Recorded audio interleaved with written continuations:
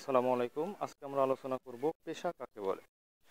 তো মানুষ যে কাজের মাধ্যমে অর্থ উপার্জন করে তাকে পেশা বলে। এরপরে আজকে পেশাজীবীদের আমরা সম্মান করব কেন, চারটি পেশার নাম ও কাজ দেখো।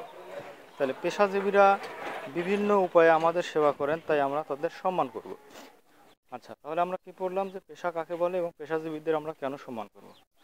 মানুষ যে কাজের মাধ্যমে অর্থ উপার্জন করে তাকে পেশা বলে, পেশাজীবীরা বিভিন্ন উপায়ে আমাদের সেবা করেন, তাই আমরা তাদেরকে সম্মান করব।